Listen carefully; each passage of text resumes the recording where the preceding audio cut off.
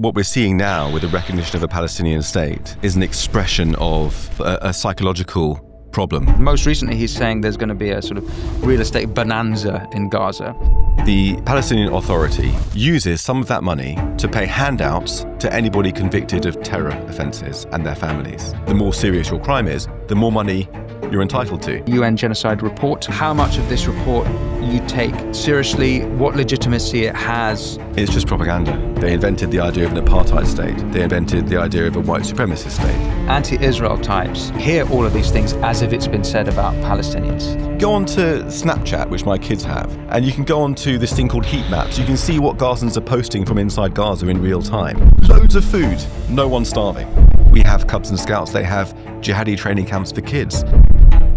According to Israeli intelligence, 1,200 UN staff members are members of Hamas. The UN allowed itself the license to magnify the number of deaths speculatively 30 times. Supposed grown-ups in the room are being played. The media is being played.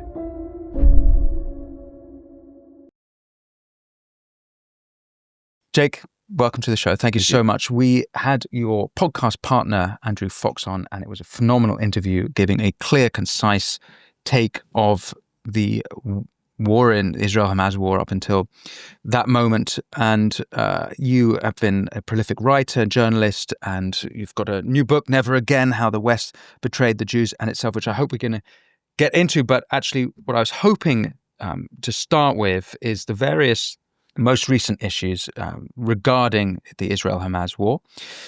I note as we speak, because I think it's important to do in all these conversations, war started on October 7th with 1,200 Israelis killed and 251 taken hostage. As we speak now, there's something like 50 hostages remaining in Gaza, and about 20-odd are believed to be alive.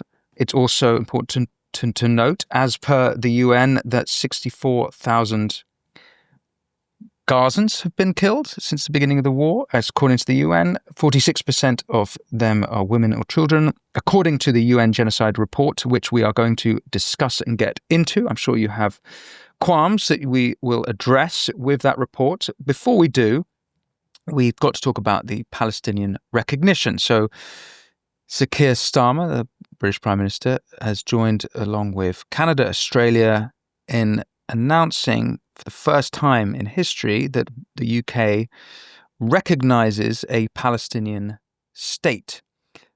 I wanted to get your take on this. Let's start by you steel-manning Starmer's position. Why would Keir Starmer do this now in a war between Israel and Hamas?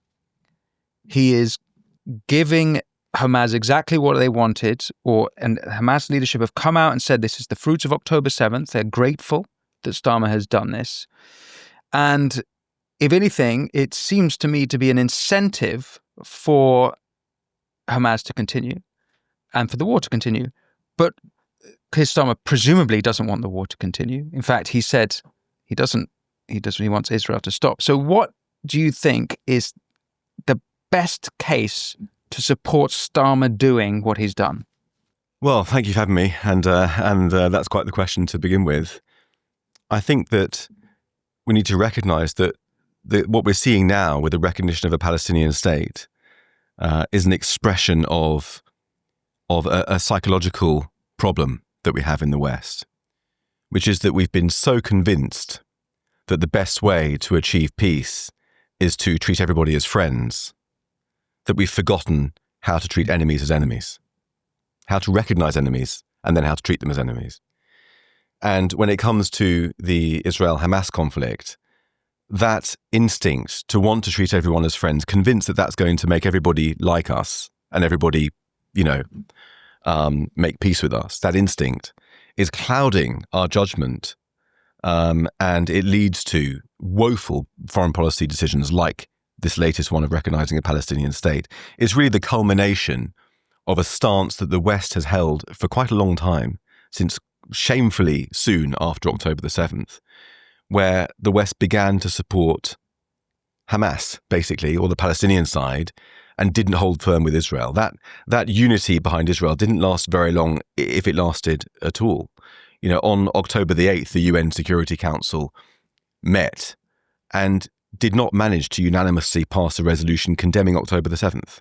On October the 8th, they didn't manage to pass a resolution until November the 15th, and that called for humanitarian pauses and aid before it condemned anything else. November the 15th, UN Women wasn't able to condemn the mass rape, mutilation, necrophilia of October the 7th. I heard recently just all these little details from October the 7th keep coming out, and it's always the small details that stick with you. This one was of a father and son, Palestinian father and son, who both raped the same woman before killing her. So coming to your questions, or I backed into it, but the argument in favour of recognising a Palestinian state relies upon seeing people as nice, seeing everyone as essentially like us.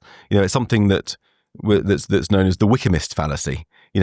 Everybody basically has the soul of an old boy who went to Winchester College, and all you've got to do is treat them decently, and then that old boy will come out and there'll be a jolly good egg, and you can make peace. That's what led to us invading Iraq, invading Libya, and thinking that all you've got to do is get rid of the regime, and naturally democracy will emerge because it's everyone's natural state.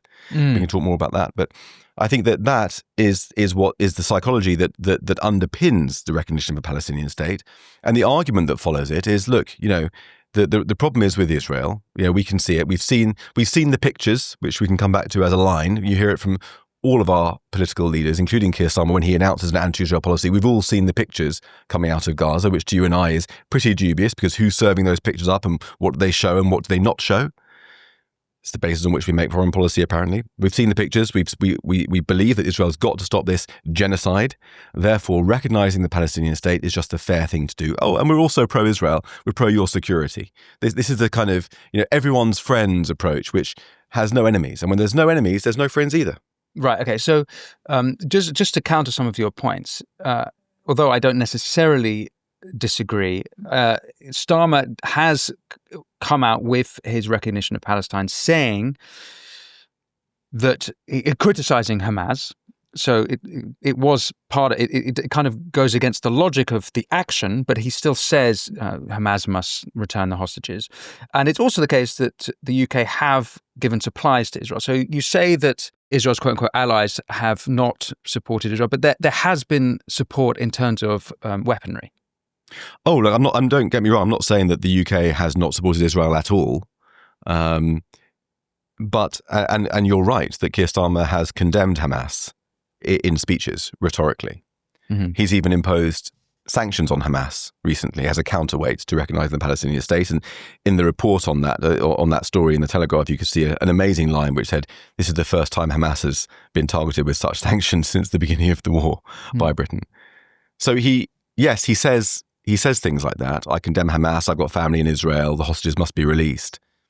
But that really feels to me, I'm sorry to sound cynical, but it feels to me as a little bit of, few crumbs to throw the Jews while we advance an agenda which is harmful to them. Mm-hmm. If he was serious about excluding Hamas from power and countering its objectives, he would have made recognition of a Palestinian state contingent upon some demands from the Palestinians. Mm. So he would have said, okay, I'll grant you a Palestinian state if Hamas surrenders, if it releases the hostages, for example, if the Palestinian Authority renounces terrorism, if it pledges to no longer pay money out of public funds to reward convicted terrorists, if it pledges to take all the school books filled with incitement out of Palestinian schools, etc. If it pledges to have elections, President Mahmoud Abbas is in his 21st year of a 4-year term. Mm-hmm. These are elements of reform that we want to see, and if you do that, then we'll recognise a Palestinian state. But instead, he said, "Look, we'll recognise a Palestinian state first and foremost, and then would you mind not sponsoring terror? Maybe." I mean, we've got into this weird position where Britain is recognizing a Palestinian state, and then it would seem to be obliged to categorize, to sanction that new state as a state sponsor of terrorism, because Mahmoud Abbas pays rewards to terrorists. It's this absurd position where we apparently, according to... So you're talking about the pay for slay there? The pay for slay. Right. Yes. Okay. So let's just unpick this, because just rewinding a moment from pay for slay. So what's not clear about Starmer's announcement is which government he is acknowledging as the government, because there's Hamas who run Gaza, who were democratically elected, although have now established an authoritarian rule. I'm not sure how popular they are or unpopular. There's different varying reports on their popularity within Gaza. And then in the other Palestinian territories, that you have Mahmoud Abbas, the PLO, actually more specifically the PA, the Palestinian Authority. The PLO is a worldwide group, but and then you have Fatah, who Abbas is also the leader of. So it's not clear who Starmer is recognizing as the leader of this state. Has he said it's Abbas? Or he's clearly he said it's. He must have said it's not Hamas. What do we know about that specific detail? Well, it would, yes, it's Abbas, it's the Palestinian Authority. Has he said that? Yes, I believe so. That's the British position. Okay, so from that, then we get to the pay for slay. This needs to be coloured in, because I think a lot of people don't actually know about this. So can you just explain the pay for slay? Sure. There's something that I reported on at the Telegraph in 2014, years and years ago. It's been around for a long time. So the Palestinian Authority, which is propped up with significant amounts of aid money from international donors such as ourselves, uses, and is shot through with corruption, of which I could talk about for a long time, uses some of that money to pay handouts to anybody convicted of terror offences and their families. So it's presented as a kind of welfare, So this person, he tried to blow up some Jews in Tel Aviv. He's been sentenced to 20 years in prison, let's say. We're going to pay a sum of money, every month or every year, I think it's every month, to his family, to look after them while he's in prison. And it's got a mechanism built into it. So the longer you're convicted for, that means the more serious your crime is, the more money you're entitled to. So it functions as an incentive, a financial incentive. So if I'm a young Palestinian sitting in Ramallah or somewhere else, Nablus, and I think to myself, you know what, I want to go and stab some Jews at the Damascus Gate in Jerusalem. But who's going to look after my family if I get killed or if I get arrested? Don't worry, President Abbas to the rescue. On the topic of Palestine, let's take a quick look at how the media is reporting on Starmer's decision to recognize a Palestinian state using ground news. Left-leaning The New Arab ran the headline, "Activists demand more meaningful action, end to arms sales after Palestine recognition." Contrast that with right-leaning The Daily Skeptic, who led with, "Keir Starmer confirms Britain will ignore US and Israeli anger and recognize a Palestinian state." Two very different narratives from the left and the right on the same story. We specifically partnered with Ground News because their app and website helped me and my team cut through media bias and get the full picture on any story like this one. There are over 240 articles published on Starmer's decision, and we can access every single one through Ground News, complete with source, context, and key breakdowns. Seeing all sides, regardless of political lean, is essential to cutting through media bias and getting informed the right way. That's why Ground News' blind spot feed, which highlights stories underreported by either side, is such a powerful tool. I genuinely believe in what Ground News is doing, and I encourage you to check it out by scanning the QR code or visiting ground.news/Winston. If you subscribe through my link, you'll get 40% off unlimited access. Ground News is subscriber funded. So by supporting my sponsors, you're also supporting this show. Is it the case that this fund is only available if they actually attack Israelis specifically, or is it anyone that's taken into prison or caught by? As far as I understand it, is if they are convicted of terror offences. Yeah, specifically convicted of terror. I believe so. Okay. Yeah. So this is part of Abbas's fund that it's come to them, and they've not condemned it or. It's still in place. It still exists. It's something which they do. I remember again confirming it when I reported on it back in 2014, ringing up the Ministry of, I forget what it's called now, prisoners or something, and getting them to confirm it on the phone. We reported it. It's now everyone knows it. Okay. Over the years, there's been some significant pressure on Abbas to stop doing that. Yeah. And he has said on a few occasions, yeah, we're going to stop doing it. They've even announced we're not doing it anymore. And then it emerges a couple of weeks later, oh, they're still doing it. Okay. And so now that the UK has recognised the state of Palestine, it's now going through the rigmarole again, saying, right, now we would like you to please remove the incitement books from the children's schools. We would like you please to stop paying this money to terrorists. And he's going, yeah, sure. Okay. So that's been said now. Yes. Okay. Yeah. When was that said? Is that... Well, that's part of so after recognition, there followed this peace plan put forward by European powers led by Macron. Okay. And it included a number of requests. So you've got to condemn Hamas and condemn October the 7th, which Abbas did. He condemns October the 7th. Fantastic. Great. Took him 2 years, but brilliant. Yeah. And they've been putting pressure on him, like I say, to reduce incitement in schools and to stop paying terror salaries. But like I said, he said that he would do those things many times before and hasn't done them. So the question is, what is his incentive to do it now? Now that he's got recognition he's got the already. Recognition. Yeah. Is there anything in Macron's plan that is an incentive for him to achieve? Yes, anything? I mean there are further. So if you want to further normalise relations, so if you want a French embassy in Ramallah, for example, if you want the various different benefits of bilateral interaction, then you take these steps to become a normal state. But we've recognised you already. Mm-hmm. So I think it strikes me as underpinning all this, as I say, is this profound naivety, thinking that you can expect the Palestinian Authority to reform almost out of goodwill. Mm-hmm. Because the lesson that you've given them is that you don't actually have to do anything to get what you want. Recognition has been provided without any preconditions. Now they're saying, okay, do this, that, A, B, and C, stop incitement, etc., and we'll give you further benefits. But all they need to do is wait for another October the 7th, and everyone will be outraged against Israel, and then all those benefits will come their way without them having to do anything, the same way as recognition came their way. Yeah. So really, they're on a trajectory of success without having to give any kind of commitment or bend to European demands.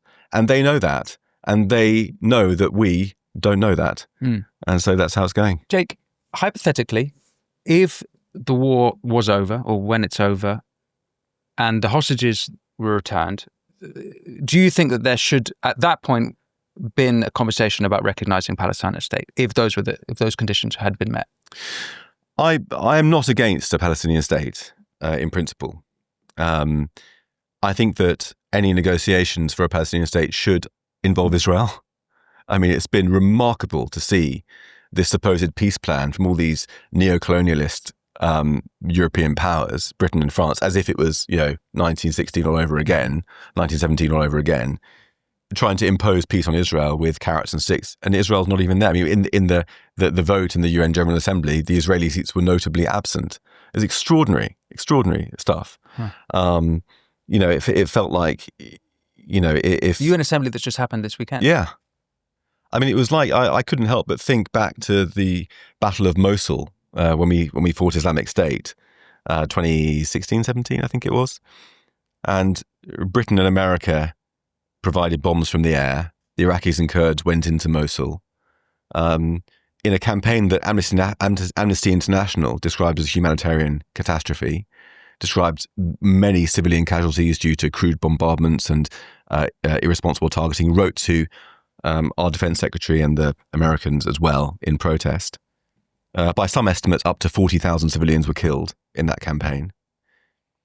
Imagine if Israel would have responded in the UN by saying, look, these civilian atrocities that Britain and America are participating in are awful, and therefore we're going to recognize Islamic State.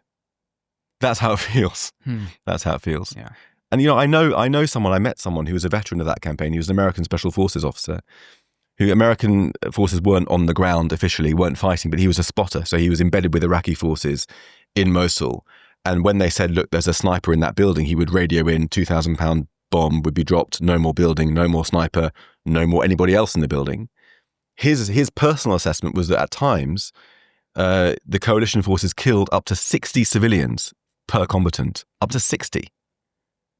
Israel is accused of, the UN, the world average is 9 civilians per combatant. So 1 fighter, 1 terrorist, one enemy, 9 civilians killed. That's the global average according to the UN. For urban warfare? For all warfare. For all warfare? Yeah. Presumably it's higher in an urban Higher situation. in an urban setting. Okay. And you'd expect it to be far higher somewhere like Gaza, where not only is it one of the most densely populated places on earth, but Hamas is using a strategy of human sacrifice. Every single civilian in Gaza could have fitted at the beginning of the war and could now in the tunnels, safe from bombardment. In London, civilians went into the underground to be safe from bombardment. The same thing in Berlin, in all other conflicts in the world, people go underground to be safe from bombardment. They could have done that. Hamas didn't let a single one in. Yeah. So this will tie into the UN Genocide report. But before we go there, I just wanted to ask, with the recognition from Keir Starmer, there is now an embassy for Palestine in London. And aside from the fact that Londoners now have to invest in their own domestic Iron Dome kit, what do you think is the significance of that here? The embassy in London? Yeah. There's a bit in my book where I cite some recent research from April this year by 2 neuroscientists called Scott Barry Kaufman and Craig Newman. It's a massive piece of research involving 200,000 people across 70 countries into the differences between people who grew up in an autocracy and the people who grew up in democracies. And they found that overwhelmingly, people who grow up in autocracies, so without a democratic tradition, whether it's a terrorist state or dictatorship, have what they call the dark triad. Three key qualities are much more prevalent within them, and they are narcissism, Machiavellianism, and psychopathy. Much more prevalent among anybody brought up in those countries. And in the democracies, there's three other qualities are prevalent called the light triad, which are humanism, Kantianism, so seeing people as being valued in their own right, not as a means to an end, and humanitarianism, those sorts of things. And so it's not difficult to see when you get people who have risen to the top of authoritarian societies, you're likely to have a very high preponderance of those dark triad qualities, Machiavellianism, narcissism, and psychopathy. People who've risen to the top of democratic societies, many of them have the light triads, and the two together sets the stage for manipulation. So yes, when I see the Palestinian embassy being set up in London, I worry. The dark triad, though, we're talking about sort of the extreme 5 percentile of people. It's not a commonplace. No, it's much higher. I mean, I can't remember exactly the figures, the statistics of it, but you do find it more commonly actually in the West amongst politicians and amongst people who've risen to the top. So, I mean, I wouldn't like to speculate about any individuals, but you do find it more commonly in politics, for example, in the West. But amongst society, 200,000 people studied across the world, 70 countries. It's generally more prevalent in a population, in an autocratic or dictatorship, autocratic population than it is in the West. So this actually doesn't necessarily seem to be so immediately relevant for the embassy, but rather the idea, or rather the fact that the British government, and I think there's several other countries, have promised Gazans to have refuge here in the UK. So it's more the idea of these different civilizations blending together. Is that what I'm trying to say? Is that we're being played. That's what I'm trying to say. We're being played. Our government, our diplomatic elites, the grown-ups and supposed grown-ups in the room are being played. The media is being played. We're being played. I mean, you can look at other psychological research. There's another psychologist I quote in the book, Orly Peters, who talks about cognitive empathy versus emotional empathy. Emotional empathy being what we have. You can feel somebody else's pain. You can feel what they're feeling. You can empathize with their suffering. Cognitive empathy meaning you can see how other people think, what makes them tick. I can work out what your psychology is so I can manipulate you. In the West, we have emotional empathy. Hamas has cognitive empathy. It doesn't take a genius. They look at what makes us tick, look at our feelings, and their ability is to work out how to get in there and manipulate our emotions to their gain. And that's what we see on a global scale at the moment. And that's what we see in the recognition of the Palestinian state. Okay, so we're being manipulated by these pro-Hamas forces. And this is perhaps why, as Netanyahu says, Israel are losing the propaganda war is because Yes, on this front, on the propaganda front, Hamas know exactly the game they're playing. exactly. And, you can see that one of the tells is that whenever a Western leader starts to talk about Israel and Gaza, rather than talking about facts, they talk about pictures. They talk in the language of feelings. The pictures from coming out of Gaza are awful. Well, of course they're awful. Their wars are awful, which is why we try not to start them. Mm-hmm. Which is why Israel tried to not to start. Which is why it only it's responding. The only party that wants war, that wants death, is Hamas. They started the war. They committed those horrendous atrocities in the knowledge that it would lead to the destruction of their own territory and the killing of thousands of civilians, but did it because they embraced death as a mechanism to get what they want. In Macron's plan, is there any pressure for Abbas to recognize territorially that Israel exists? Is in the Starmer's recognition of a Palestinian state, is there a recognition that there's two states? Do the Palestinians have to give up on the idea of from the river to the sea? Yeah. Well, I mean, technically the Palestinians did recognize that. Abbas did recognize that back in the 90s. Technically, it's been done, but not officially. Yes, officially. Officially, yeah. In the same way as Netanyahu officially recognised the need for a two-state solution in the Bar Ilan speech, famously decades ago. So it's there if you want to find it, but it's not there in any meaningful, heartfelt way. Okay. So let's come to this UN report accusing Israel of committing genocide at 4 out of 5 of the acts described in the 1948 Genocide Convention. I think that this is quite key, particularly for the front of this conversation we've already had. Some people listening, if they are, let's say, anti-Israel or not coming from the same place as you, they might say, yeah, but Israel are committing a genocide. This is actually, it's not really about thinking everyone's nice. It's actually thinking Israel have gone too far. It's not been commensurate. It's the war since October 7th is not balanced or whatever that means. To be honest, I'd find it hard to strongman that position. However, the genocide report, as it's being dubbed, which was released September 16th, does accuse Israel of such a crime. And I wanted, there's a couple of details I want to go through it with you, but I just wanted to get your take about how much of this report you take seriously, what legitimacy it has, and your initial response to it.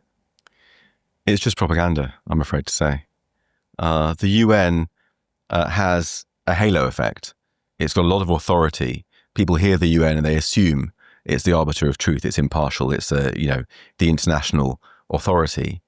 And yet, if you look into the UN's history, you can see for decade after decade, it has been biased not just against Israel, but also in many ways against the West. The UN during the Cold War was a battleground of the Cold War, where the Soviet Union used the corridors of the UN to try to tilt the balance against the West, and in particular against Israel. My previous book, Israelophobia, went into this in some detail, in that the Russians, the Kremlin, had a team of anti-Zionists, or they were called Zionologists, and their task was to take old-fashioned Tsarist anti-Semitism, the Protocols of the Elders of Zion, Mein Kampf, and so on and so forth, and rebrand it or reskin it for the modern age as it was during the Cold War. And they invented various different smears. I'll see if any of them are familiar to you. They invented the idea of an apartheid state. They invented the idea of a white supremacist state. They invented the idea that Israel is like the Nazis, that Zionism is racism, and of course that Israel is conducting genocide. These were all invented by Soviet propagandists in the Kremlin and disseminated around the world at huge expense, via radio broadcasts, via leaflets, via embassies, placing conditions before they made bilateral relations with other countries to absorb this propaganda. And particularly on the left, in the West, all those little student groups and small newspapers, some of which Jeremy Corbyn was involved with that were sponsored by the Soviet Union, placing the Soviet ideology into the mainstream. That was all sponsored and created by the Soviets. And of course, universities was a prime target. So all this stuff dates back to the Cold War, and the UN was a prime battleground for this. In 1975, the UN famously passed the resolution, Zionism is racism, under the influence of the Russians during the Cold War. There are all these new states emerging from post-imperial Britain and France, and they sided against the West on the whole. They were, anti-colonialist states, giving a majority to the Soviet bloc in the UN against the West. That infamous resolution, Zionism is racism, wasn't repealed until the fall of the Soviet Union in 1991, but it did a lot of damage during that period. And to this day, if you look at the UN Human Rights Council, which was chaired most recently by Iran, famously, it's condemned Israel more than all the other countries in the world by an order of magnitude.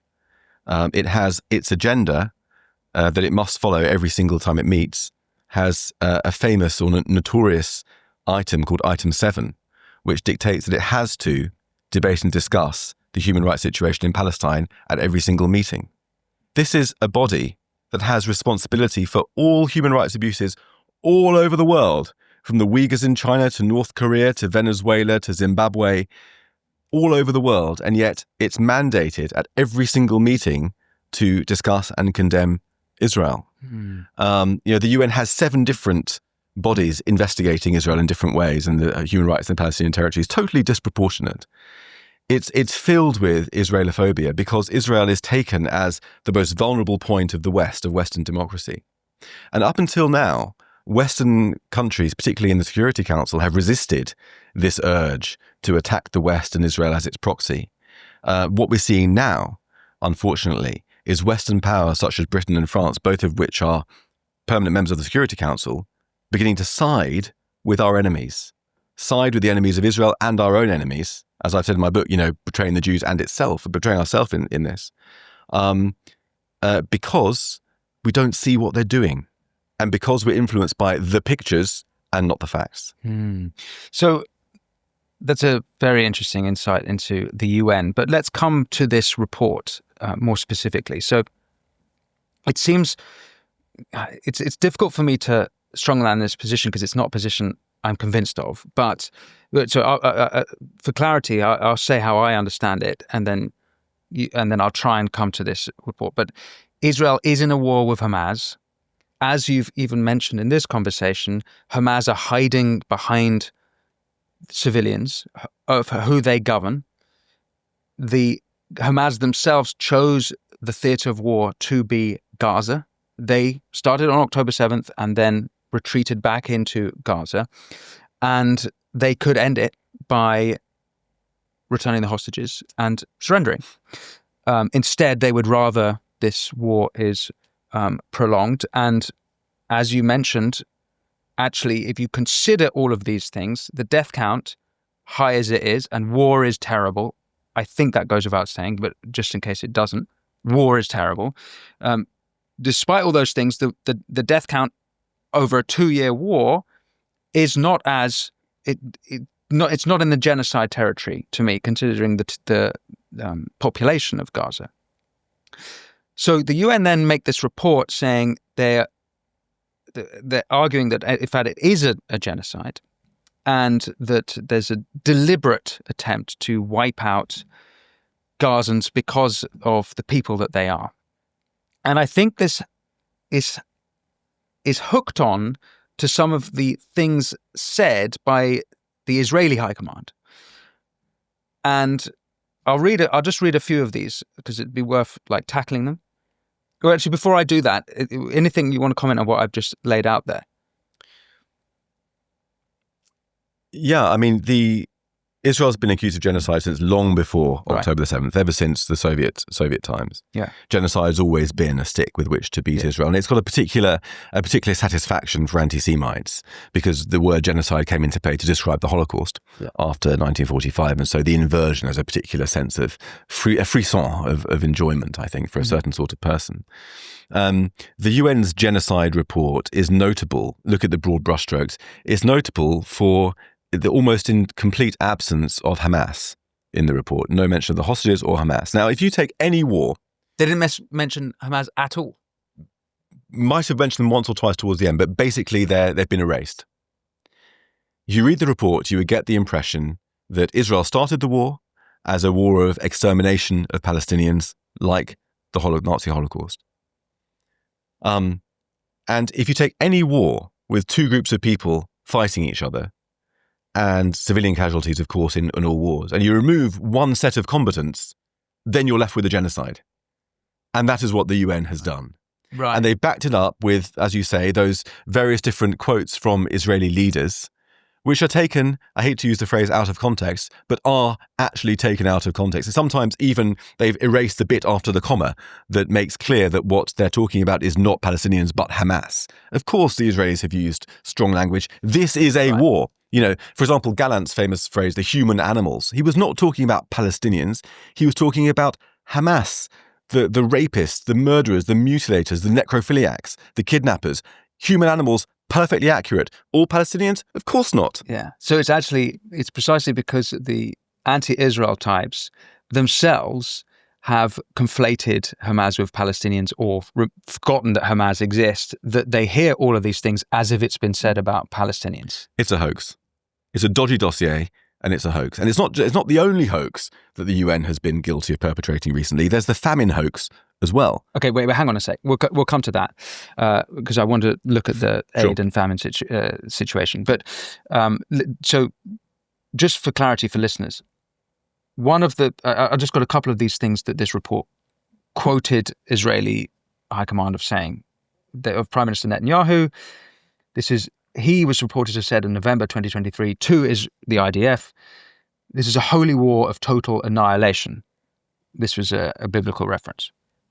They also mentioned President Isaac Herzog implying collective Palestinian guilt, although I'm not sure there's an actual quote. And I also note that it was an implication of collective. So, I mean, you're in the realm of implication rather than explicit sayings. It seems a bit dodgy. But then there's Yoav Gallant, and he was talking about sort of complete siege and no electricity, no food, no fuel. I don't know if the report mentions Smotrich, but it certainly doesn't help the narrative broadly, the things he said. Most recently, he's saying there's going to be a sort of real estate bonanza in Gaza, which, for those of us seeing the horrors of war, it's a pretty tasteless thing to say at this point. But he famously said far more explicitly shocking things about. I should say that if you see a smile across my face, it's not at the situation, it's at the way it's been used by the UN. It's a smile of disbelief, basically. Which bit? Well, the whole thing. Look, the burden is on the UN. If you've got a situation where you've got the most powerful military in the region, with the military capacity to wipe out every single Gazan in an afternoon, and it hasn't done so, and you're wishing to call this a genocide, the burden's on you to prove it. How can you have a genocide that isn't a genocide? How can the Israelis are pretty good at stuff. How can they? This is a pretty bad genocide, given that, Gazans more than 2 million of them are still alive. They're still being fed. They've still got their mobile phones, able to post stuff from the strip. I mean, if you go on to Snapchat, which my kids have, and you can go on to this thing called heat maps, you can see what Gazans are posting from inside Gaza in real time. You can zoom in. Do that. Loads of food. No one's starving. No one's starving. And all the pictures of people who have been apparently starving have all been discovered to have congenital health problems or cancer or whatever. This was the famous Daily Express photograph. It's a whole... I'm afraid... The New York Times had to apologise for. I don't want to deny the suffering in Gaza, but it's a war. This genocide, famine, it's a hoax. Are you turning healthy fruits into highly unhealthy fruits without even realizing it? Fruit can be one of the healthiest things you can put into your body, but the majority of Americans are guilty of making this single mistake that can counteract all of the health benefits of fruit. Some fruits can help with occasional constipation, reduce bloating, and even help burn calories. Others can wreak havoc on your digestive system and energy levels. I came across this viral presentation from world-renowned heart surgeon Dr. Stephen Gundry, which explains everything. I learnt a lot. It has made me rethink my brekkie. I'm going to put a link for you all to watch it because I think this is important information. Go watch it right now at thehealthyfat.com/win. Oh, and by the way, eliminating these specific fruits could forever help increase energy levels, decrease brain fog, support digestion, and even lose weight. Dr. Gundry has lost 70 pounds himself using his research and has kept the weight off for over 20 years and counting. His digestive issues are gone. His health, I am told, is fantastic, and he feels younger and healthier today than he did in his 40s. His video has been watched now by over 20 million people. And you can watch and learn more over at thehealthyfat.com/win. It's linked at the bottom of the video, but he'll teach you exactly how he's kept his weight off for free. Now, back on with the show. So I will come back to the famine thing, but a classic sort of, I think Piers Morgan has said this a lot, and so I think there's a lot of people who think this. If it's the case, as you described, that Israel is actually incredibly efficient, and if you look at how they've waged the 12-day war against the Iranians, the precision against Hezbollah across Lebanon, particularly with the pager and walkie-talkie plot, and you see how even more recently they took out the Houthi high command in Yemen, and you see their operations in Syria. It's so precise to the point where there's even reports of individuals in their apartment blocks in Tehran being taken out by Mossad-run drones. And then you look at Gaza, and it is total desolation. It's, near total. It's completely wiped out. And I guess the Piers Morgan view is, if Israel are so efficient in all these other theatres of war, why is it that they have not been able to be as efficient and precise in Gaza? I think it's because Hamas have proven themselves to be much cleverer than Hezbollah and the Iranian regime. They're playing this is a different war. Hamas, Iran is trying to fight to destroy Israel militarily. Hezbollah existed with the same goal of destroying Israel militarily. Hamas's goal is to destroy Israel's existence in the international community. It's to destroy Israel's standing in the hearts and minds of every person in the world. And it's doing that by fighting the war of propaganda. So it knows it's going to lose the shooting war, but it doesn't want to win the shooting war. It wants to win the propaganda war. And that's its strategy.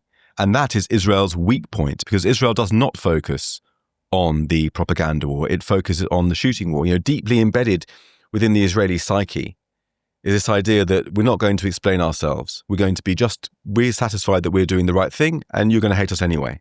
And that comes from decades and decades of persecution. The Jews who ended up in Israel had nowhere else to go. A different lineage from Jews like my family in Britain, who were here from before the war, fought for Britain in the Second World War and so forth. They were refugees from tough countries with tough backstories who'd seen atrocities and massacres. And their experience was that growing up in anti-Semitic countries, whether it's the Soviet Union or anywhere else, trying to explain yourself as a Jew would just humiliate yourself because they're going to hate you anyway.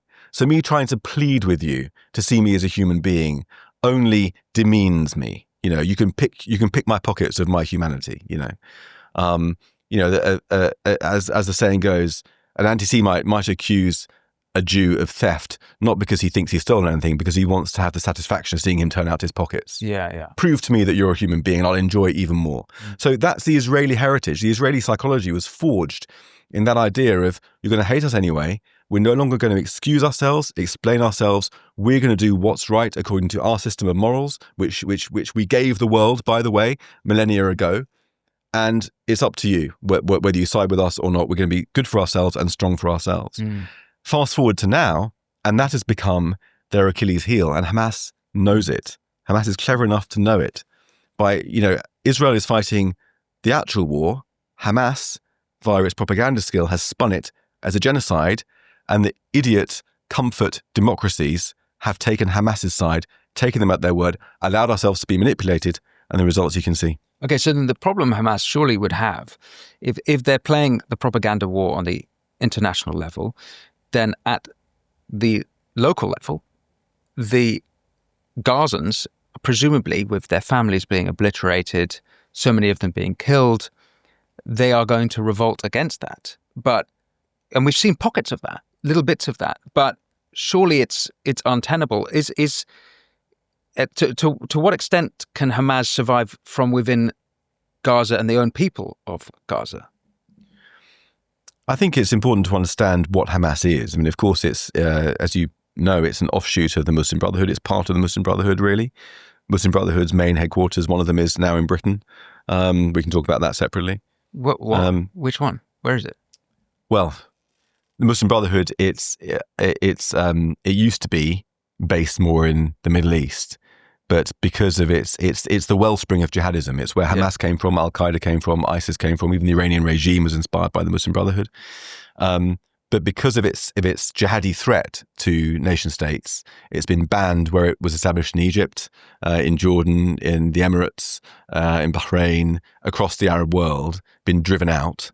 And so it's begun to take root more and more in the West. And Britain is one of the places where the Muslim Brotherhood is very, very active.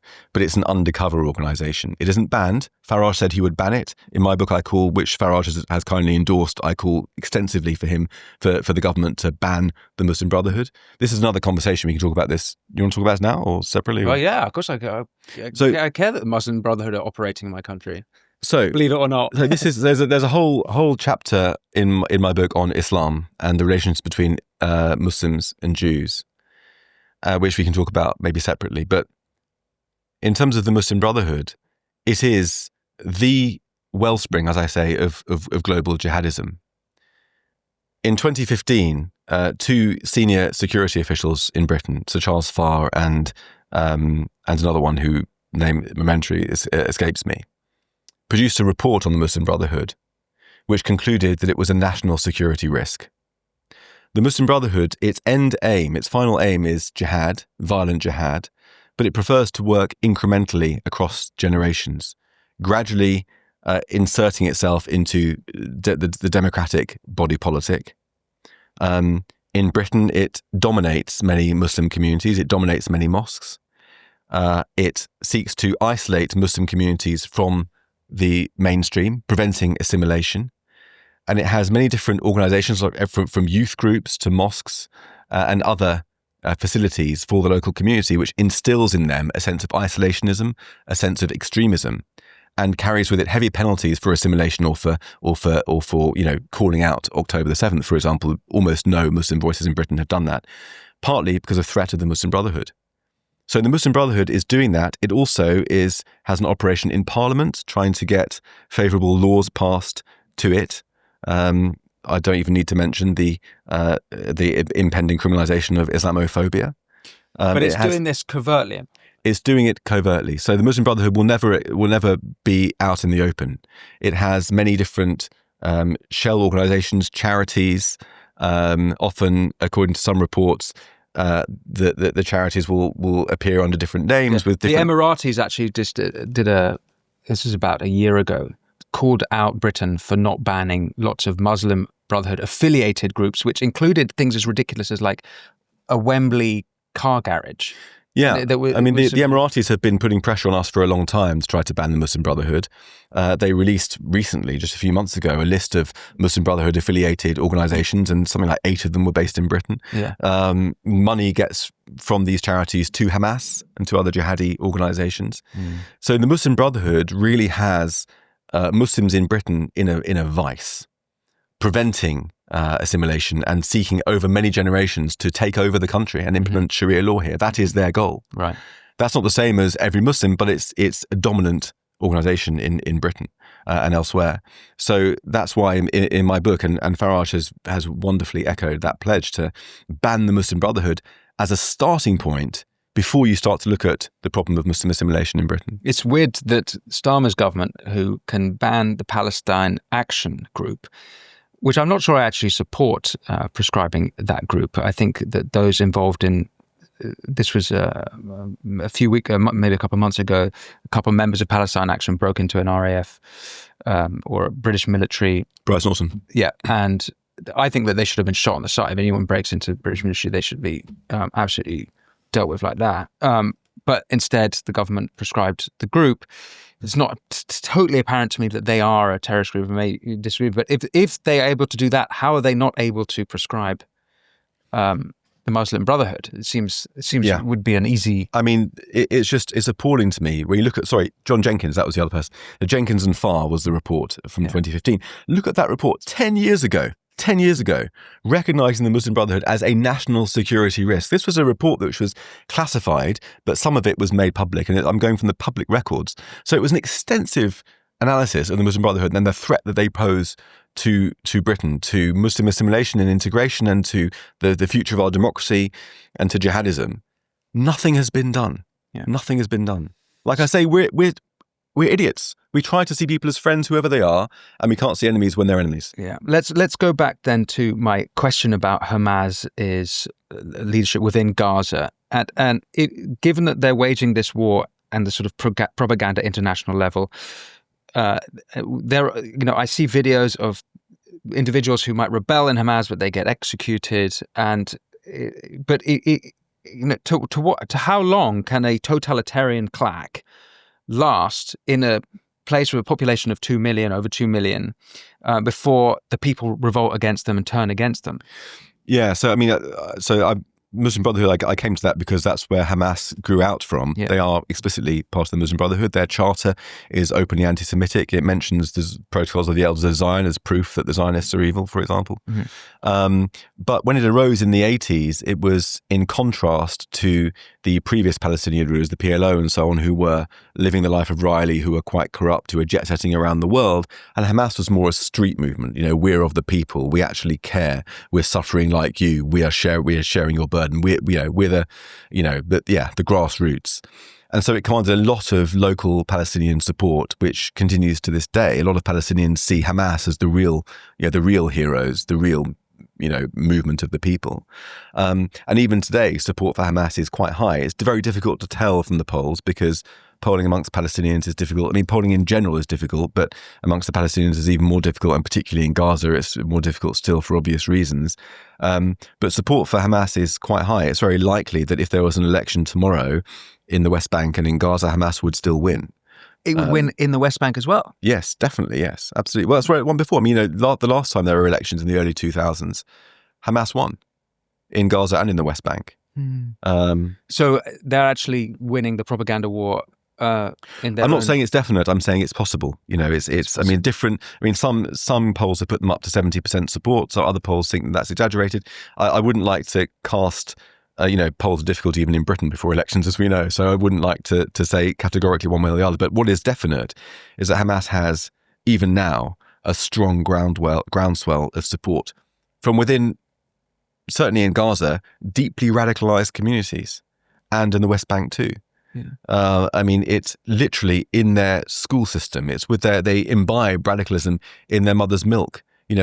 We have Cubs and Scouts. They have jihadi training camps for kids where they dress up as Hamas operatives and enact kidnapping and killing Israeli soldiers with their parents cheering. And this is the sort of brainwashing that goes on from a very, very young age indeed. I would say in Gaza. That, and this is totally anecdotal, but the few Gazans that I have spoken to, and all of whom happen to be anti-Hamas, but all of them are also anti-Israel. So that I've not actually, and perhaps you've met Gazans who are pro-Israel, but I've not actually met them. So even if they were to turn on Hamas, I'm not sure it's evident that they would. No. I mean, look, I've got a friend who's Gazan who, in my former life as a foreign reporter, he was my fixer in Gaza. and he's now out actually of Gaza, which is another story. But from the beginning of the war, I kept in touch with him. Actually, in a way, more in touch with him more regularly than with people in Israel in some ways. And from the beginning, he hated Hamas. He would always refer to them as the dogs. He didn't want to speak openly or mention their name in case he was overheard at the time. Mm-hmm. And then as the war wound on, he became more able to speak freely and call them by their names. But he hates Hamas. He was supporting the IDF from the beginning, just wanted the IDF to win and beat Hamas. But I don't think that there's much love in his heart for Israel. I mean, he sends a message, Shabbat Shalom or whatever, but I take that with a slight pinch of salt. But there are people like him who do oppose Hamas. There are clans and armed groups who are increasingly rising up against Hamas a little bit. In fact, sometimes I look at Gaza and I think there's more of a resistance to Hamas there than there is here in Britain. There's certainly more marches against Hamas there than here in Britain if you take out the Jews. And there's at least one sort of paramilitary anti-Hamas group operating in the south, I think. That's right, in Rafah. Yeah. Look, we've mentioned a couple of times famine and aid. Before we get to the accusations of famine, I wondered if, even I've struggled a little bit in this domain to get a clear picture throughout the duration of the war. I wondered if you could paint a picture over the last 2 years of the aid situation. And forgive me if that's a laborious task for you, but there's so much noise about this. But most famous, of course, in the spring, there was an actual blockade of aid. But then the GHF have come in after this, an American-backed group. The UN have been accused by Israel of not, of aiding Hamas. Hamas have been accused of taking all the aid at various points, and Israel will say, "Oh well, actually, it's a problem of distribution rather than we're giving it to them, but it's not getting distributed within Gaza." And then, of course, Egypt did a deal with Israel, Egypt to stop using the Rafah border if Israel guaranteed aid getting in. I wonder if you could just give me a simple terms history over the last years, if you don't mind, of the aid situation. Wow, that's quite a big question. How long have you got? I think really, in general terms, aid has been weaponized as a propaganda tool since the very beginning of the war. If you look at people talking about famine in Gaza, it's almost back until October the 7th. I mean, people will use that immediately as a reflexive reaction to try to blame Israel. Famine was talked about for a very, very long time indeed. I mean, I was looking at my own columns I've written for the Telegraph, and I was debunking the famine myth for months ago before it was made official by the UN.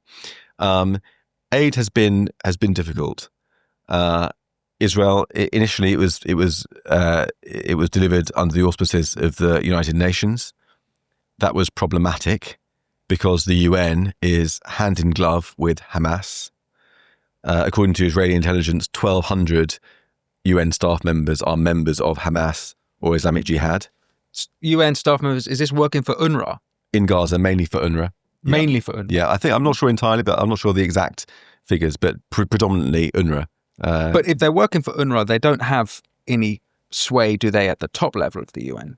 Right? Because the UN is a huge... No, well, I mean, the top level is something different. I mean, we can talk about that. We can talk about Francesca Albanese. We can talk about Tom Fletcher and other high-ranking UN officials who are controversial, shall we say. But even within Gaza, you've got, there were a number, I think it was 12, identified UN staff who took part in the atrocities of October the 7th. 10% of UN staff is thought to be in Gaza is thought to be members of Hamas or Islamic Jihad. So it's a deeply compromised organization, and in Gaza works hand in glove with Hamas and has a monopoly over aid and has a very cushy sort of position.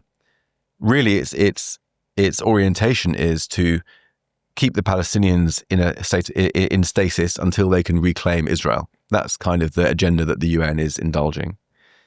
Israel's been contending with that through the war. It's trying to fight a war against a jihadi enemy that's hiding under civilians and trying to encourage civilian casualties for propaganda gains, with a UN that's delivering aid that's also compromised by the enemy. It places Israel in an almost impossible position. And it got to the point where last year in March, where things came to a head because Hamas, in stealing or being given a portion of the aid, is able to sell it. So the aid is given freely for Gazans. Hamas takes control of the aid, uses it to give to its fighters first, sells it to the population, can control prices up or down, uses that money to pay its fighters, and if the population misbehaves, it can change access to aid. So Hamas's control of the aid, or part in controlling the aid, enabled it to raise money to keep itself going and to keep the population under its control. So Israel was trying to destroy it militarily, but the aid was really the key to Hamas's grip on the Gazan people and the Gazan economy and its ability to keep itself functioning as a fighting force. And that was being enabled by the UN. And so for that reason, Israel took responsibility away from the UN and instead said, right, we'll do it ourselves with the Americans. That was the birth of the Gaza Humanitarian Foundation. And that was the catalyst for a huge backlash from the United Nations, accusing Israel of weaponizing famine as a weapon of war, accusing Israel of that the genocide allegations really began to mount up. Why did that trigger that backlash? Because the UN was losing its business model. The UN was losing its authority in Gaza. It was losing its ability to be an actor in how the thing was playing out. And the UN, in having the aid taken away from it, it was a sense of pique, and now we're going to throw everything at Israel. So the anti-Israel propaganda from the UN really ramped up then. You had Tom Fletcher, British UN humanitarian chief, back in May, accused and saying on the Today programme on Radio 4 that 14,000 babies would die within 2 days as a result of Israel's actions. That was a claim that was repeated by 13 MPs in Parliament, creating the impression that Israel was killing 14,000 babies or allowing them to die through starvation. 2 days later, when those 14,000 babies didn't die, nobody noticed, nobody cared. This is the sort of propaganda that's coming out from the highest levels of the UN. And was he saying that because that's just after the blockade finishes, right? Yes. So he was saying that by moving from the UN to the GHF, that's what the... Yes, Israel's strategy was... The problem with talking about Israel's failings is that Israel is a democracy like any other in some ways. It has bad actors. It has bad politicians. It has villains. It has failings. Every country does. Every democracy does. But the problem with discussing Israel's flaws is that there's a tendency in the air that whenever you take one of those bad actors or one of those failures, people take that and characterize the entire country by that. So it's as if, we looked at our own history, let's say our invasion of a disastrous invasion of Iraq in 2003. It's like people taking that and saying, okay, look at what Britain has done, therefore Britain is a genocidal country. Always like taking, take any other one of our many sins as a country and characterizing it by that. And then you get to a stage where people think that, Israel and Hamas, they're kind of the same. In fact, Israel's worse because that's like the Nazi. Israel's like the Nazis. It's not. It's a democracy doing its best and making mistakes. And one of those errors was stopping the aid from going in for a period of time. There were huge stockpiles of aid that was being held by Hamas. Israel's strategy was to stop the aid going in until those stockpiles would run dry. That would prevent Hamas from further exploiting their stockpiles, and then begin to give it out for free to the Palestinians. So when Israel... weren't they more explicit than that? I think it was a new strategy of war to try and speed up the war to bring it to a close. I thought that it was actually more open. Am I wrong to think that? They were more openly saying, as a strategy of war, we're going to do this blockade because what we've tried before hasn't worked. Yeah, it was in the context of trying to stop Hamas from keeping itself alive with the aid. Right. Okay. It did that, but then that handed the other side a huge propaganda victory because they say, look, Israel's starving, Gaza, no aid's going in. No, didn't mention any of the stockpiles or the fact that nobody was actually starving. Then Israel commences this GHF project, which has been, according to Andrew Fox, my co-podcaster who's gone and seen it firsthand, is extraordinarily successful, but has been beset with difficulties. But essentially giving the food to the Palestinians without requiring them to pay for it, which was a departure from the previous regime. And so I think that so then they've got a new problem now. This is where the GF, it's accusations against the GHF that, well, there was some accusations that they were now killing Gazans, but then it turned out some members of the GHF had been killed themselves. But we see some of these videos where Gazans are running towards the aid, whereas GHF are saying don't shoot, because they're dealing with these desperate people trying to get aid, but also Hamas could be amongst them, and Hamas, we know, are trying to sabotage the whole operation as well as trying to kill these individuals. So you've got this very tense situation. The GHF, how it's working, seems that a nightmarish task to take on. Yeah, exactly right. And it may very well be that there are some Israeli soldiers who shot wrongly, who kill people wrongly. Of course, I mean that happens in war. You've got 300,000 soldiers in action in a war zone. You always have errors, you have bad apples, you have crimes. We had it in Iraq. I've mentioned that already. You remember the pictures of torture that coalition troops took part in, with that guy with the hood on and being electrocuted, and the dog menacing the naked man. I mean those were our people, So these things happen in war. Not that I'm excusing it for a moment. I'm not. I'm condemning it. But by and large, Israeli forces abide by all the humanitarian conventions and the rules of war. But you then had the UN, in retaliation for Israel taking away its monopoly on aid, refusing to cooperate to deliver aid into the people, which it was hopefully supposed to be doing. So Israel has these big distribution centers where the people would have to come and get it. Mm-hmm. Sometimes it's quite dangerous. The UN could help with distribution with its networks, refused to do it. So you had those scenes of aid sitting there in the sun rotting because the UN was refusing to distribute it so that it could blame Israel for the starvation it was causing. So talk about war crimes and starvation as a weapon of war. The UN was using the starvation as a weapon of propaganda. As soon as it was exposed by journalists, the UN began to deal with it. So this brings us to the famine accusations, and the UN has now officially declared famine. If you look into that report, again, I call it a dodgy dossier, you can see that all the methodology is wrong. For a start, it declares famine in Gaza City, only in the city, not in the whole strip, for the first time in history. That famine's only been declared in a city and not in a whole country or a larger area.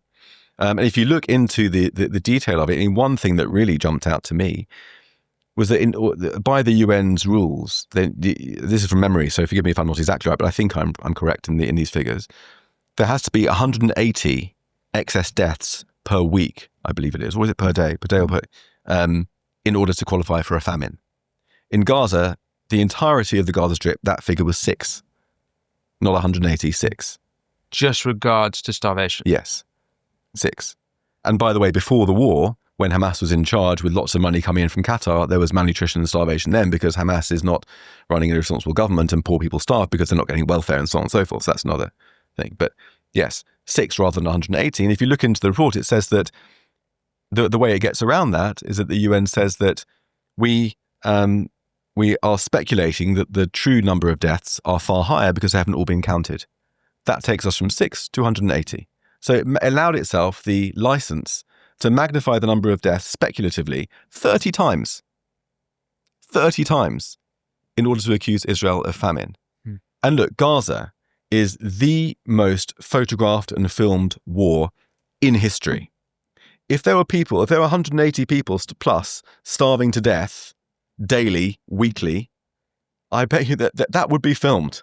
There would be pictures galore. We wouldn't be able to move for the pictures. But the only pictures we've seen have been people with cancer, with other health defects, not starving, passed off as pictures of starvation, famously on the front page of the New York Times and Daily Express and elsewhere. It is a hoax that the UN is complicit in, that the media is taking and running with and is informing government policy. When Prime Minister Starmer announced he was going to recognize a Palestinian state, he mentioned in that statement the pictures coming out of Gaza. It's a hoax. Look, the last thing I want to talk about before we move over to Substack is ceasefire.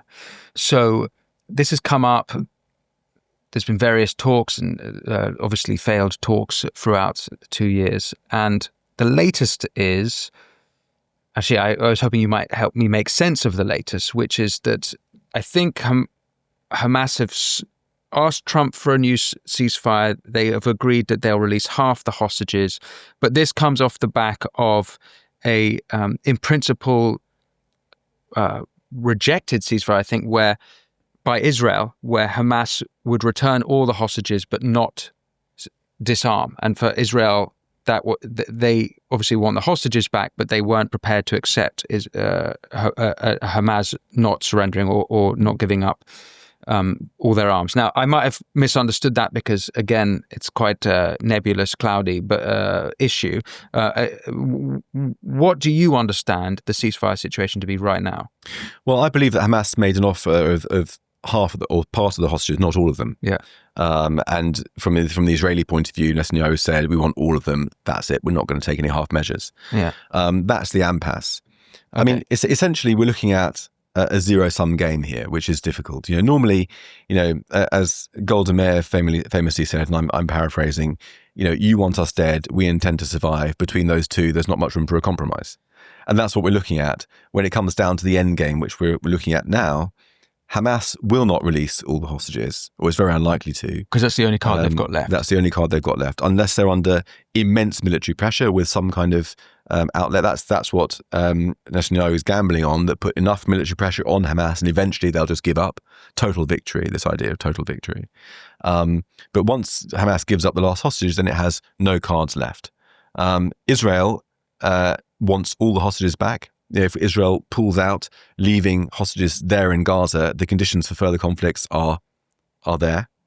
And leaving Hamas in power in any way or existing in any form from Israel's point of view is unacceptable, because who would after October the 7th? Which responsible country would? Yeah. But so do you think that if let's say Hamas agreed to give all their hostages back but not to surrender, so they remained in power, you don't think there's any way in which that's acceptable?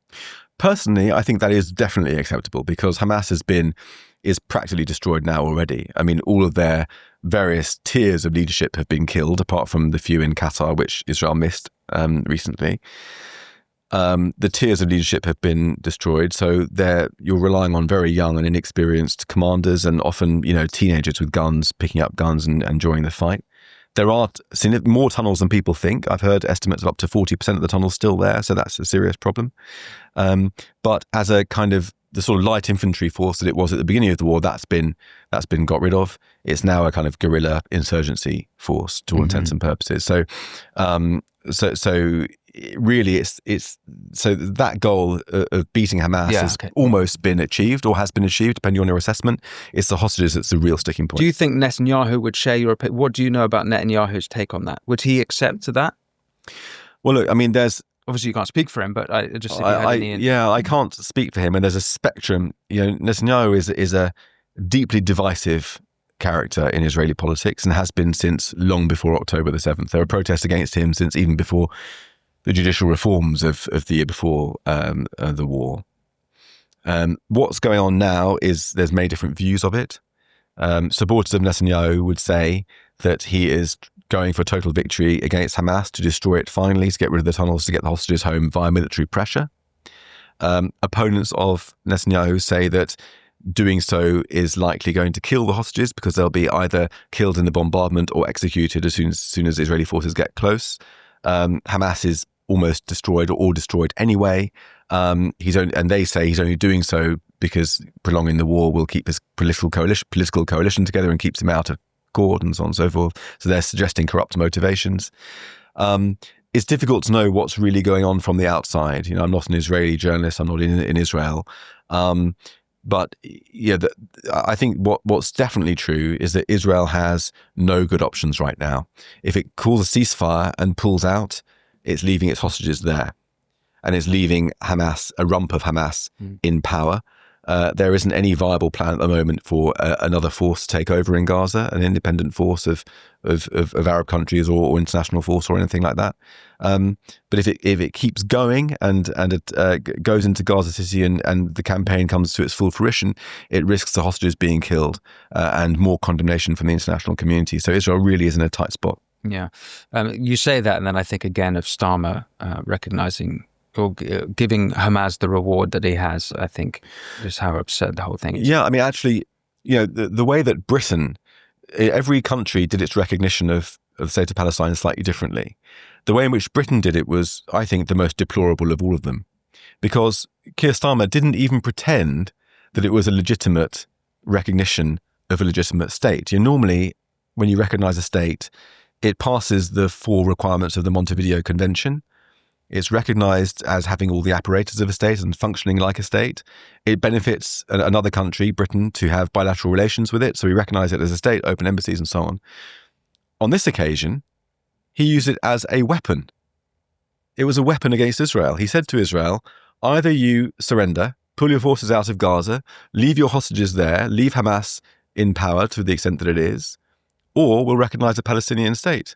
And at that point, Hamas, which had been engaged in negotiations, according to Mike Huckabee, the American ambassador to Israel, Hamas pulled out of the negotiations, thinking, well, look, we've got British recognition if the war carries on, so let's just carry on the war. It's unconscionable. There wasn't even a pretense that this was a legitimate recognition. It was merely an attempt to pressure Israel not to win the war. And, when you see Trump and Starmer at Chequers, giving that joint press conference, it's very obvious to me that Trump, I'm no fan of Trump, he's got a lot of faults. But Trump's orientation, his center of gravity, is that he wants Israel to win.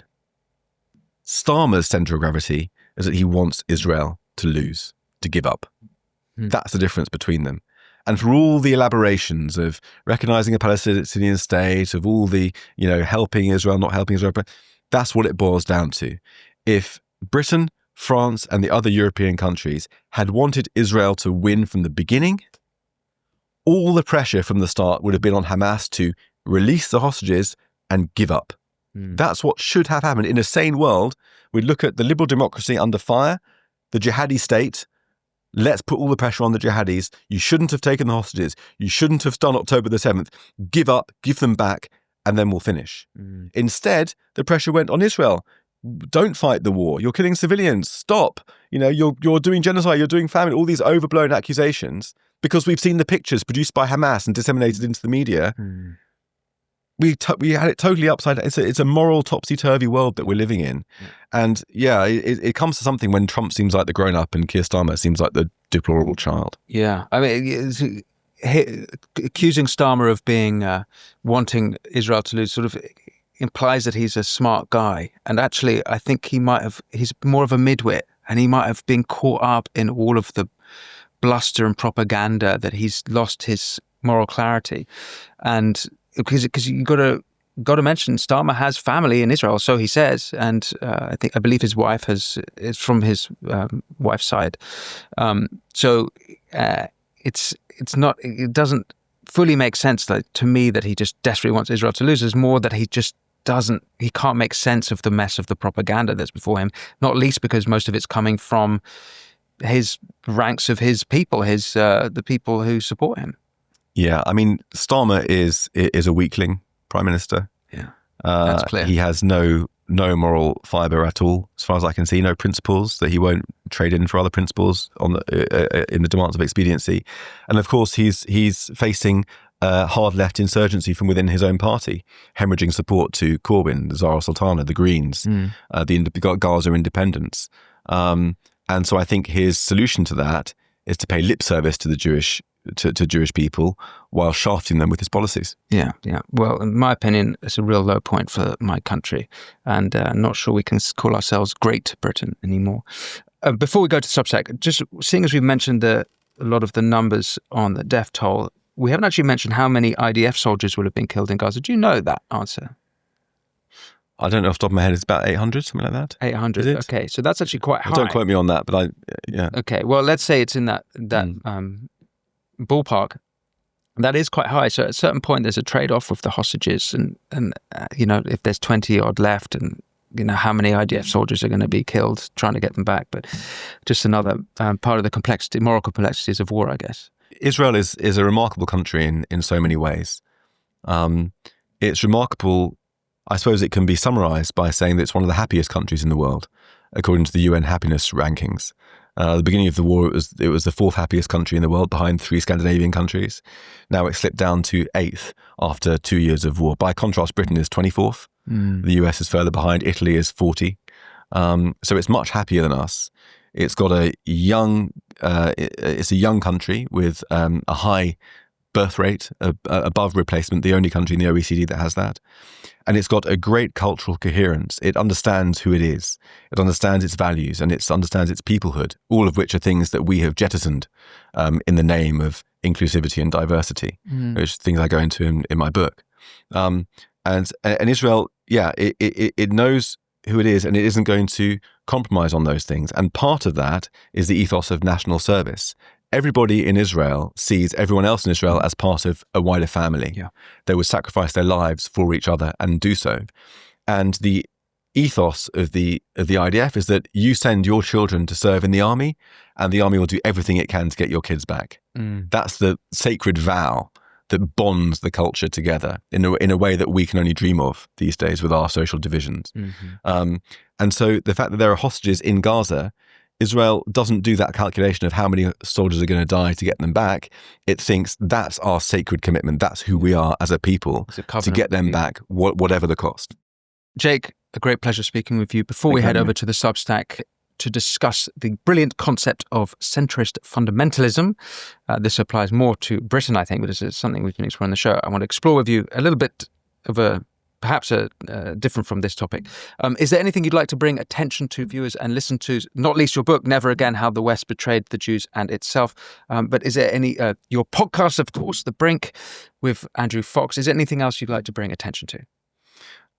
Those two things, really. I mean, the book, in a sentence, is really, it looks at anti-Semitism as a symptom of where the West has gone wrong, how the West has lost itself since the Second World War, since the Cold War, with the spread of centrist fundamentalism, which we're going to be talking about as a dominant ideology, opening the door to the new radicalism, which is progressive radicalism, Islamist radicalism, and white supremacy, which we see mainly in the States and in Europe. So that's the thesis of the book, and it finishes with looking at the science of social change and how we can turn our society around from the current situation, which Sir Roger Scruton described as down with us, a down with us mentality, how we can restore our old values by instating up with us as an ideology. I look at the science of doing that, and I think that if we do that, anti-Semitism will be drastically reduced. And The Brink, you kindly mentioned as well, that I present with Andrew Fox, who's been on your podcast as well, the former parachute regiment officer. He and I fit together quite well, I think. I'm a former foreign reporter, so we've both been all over the world doing things and seeing things. And our first guest coming up this week is Barry Weiss. Yeah, fantastic. I look forward to listening. Jake, a great pleasure. Let's head over to Substack. Let's tuck right into centrist fundamentalists. Our main preoccupation was how to stop that fascism from ever happening again. Never again. Dow of never again. If you fast forward until particularly after the Cold War, that became pathologized, really, into this sense of down with us, down with our borders, down with our sense of self, down with our flag. This centrist... We're going to come back to that. He's not so clear on that. Kyle Lawler was the name of the security guard who was on duty at the Manchester Arena. He admitted that he'd seen Salman Abedi walking into the Manchester Arena with a heavy backpack he could barely carry. And he thought he looked suspicious, but he didn't stop him because he thought that making the connection between suicide bombing and somebody who was obviously Muslim was Islamophobic. Thank you for watching the Winston Marshall Show with our guest Jake Wallis Simons. Head over to winstonmarshall.co.uk now for an extended conversation between me and Jake, where we explore his idea of the centrist fundamentalist, the liberal globalist, and its various forms that it's taken since the end of the Second World War and the post-World War II consensus. And if you want to enjoy ad-free viewing and exclusive content, you'll find it all over there on our Substack at winstonmarshall.co.uk. But otherwise, thanks for watching, and until next time, be well.